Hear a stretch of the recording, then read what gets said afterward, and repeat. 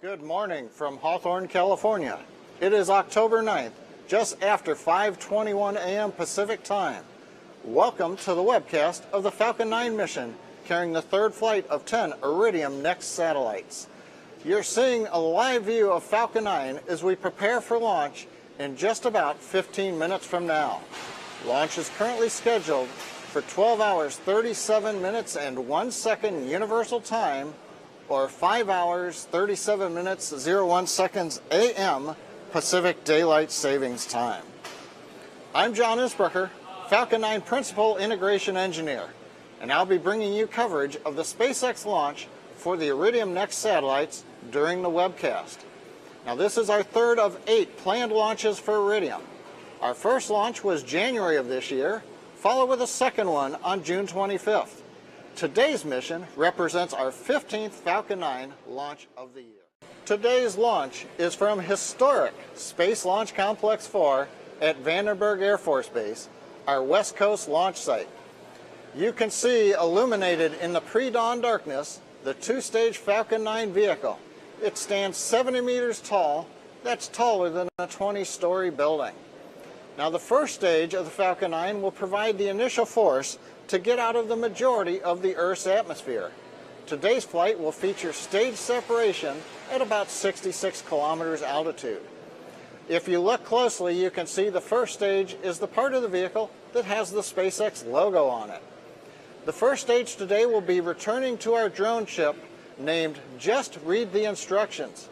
It'll take 3 burns of the first stage to get back to the drone ship, which will be located about 300 kilometers downrange of the launch pad in the Pacific Ocean.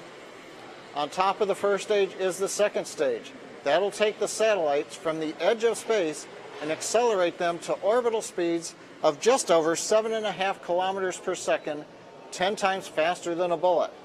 Finally, on top of the vehicle is the 17-foot diameter payload fairing, inside of which are the 10 Iridium Next satellites. Now, you can see structure next to the Falcon 9. That's our transporter erector. There's 2 major parts of a transporter erector. First is the launch mount, the platform at the bottom that the rocket sets upon, and it provides connections into the first stage. On the side of the Falcon 9, you can see the strong back. That's the vertical tower. It provides connections to the second stage and the spacecraft. Now, these connections are umbilicals that carry power, propellant, gases, electrical commands, and vehicle telemetry. Finally, one reminder about the transporter erector: it will recline before launch to a position of 77.5 degrees. That's different than our 39A launches on the East Coast, where the erector reclines after Falcon 9 lifts off. The Falcon 9 second stage will actually send the commands once we get into the proper orbit of 625 kilometers altitude. Those commands will individually release the Iridium satellites one at a time. Every 100 seconds, we should get a satellite release, and that whole sequence will take 15 minutes. And we're going to try to bring it to you later on in the webcast. Stage 1 is at liftoff pressures. 15. Falcon 9 is configured for flight. 10, 9, 8, 7, 6, 5, 4, 3, 2, 1.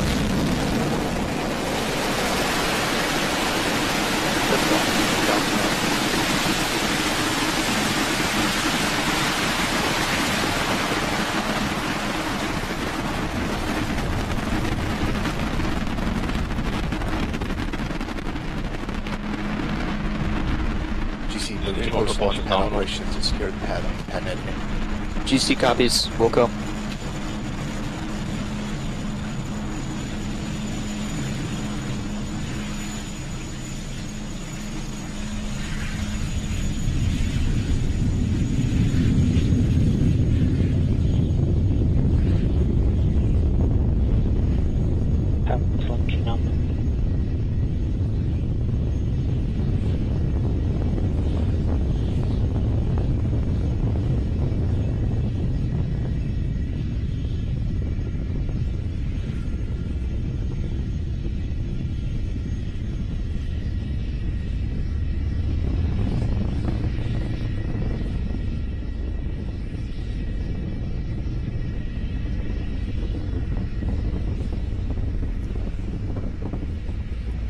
T plus 1 minute and 17 seconds into flight. Falcon 9 approaching max Q.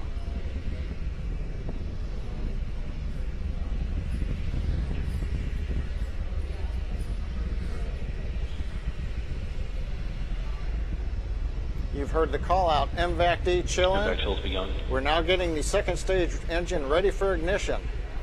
Several activities coming up here very shortly. At T plus 2 minutes and 24 seconds, we expect main engine cutoff, followed immediately by stage separation and ignition of the upper stage engine.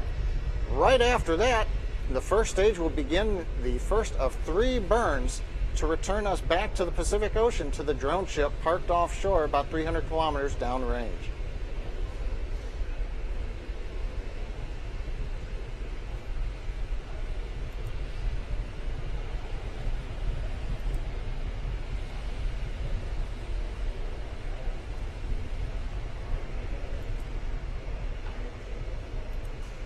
Coming up on MECO. Condition signal behind. We have MECO.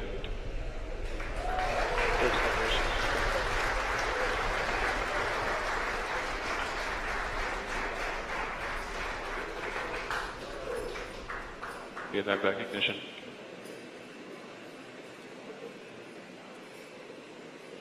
T plus 2 minutes and 47 seconds into flight.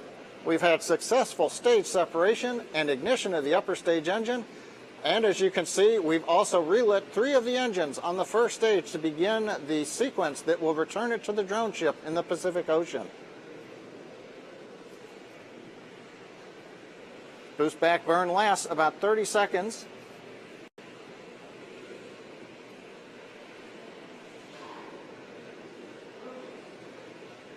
Separation.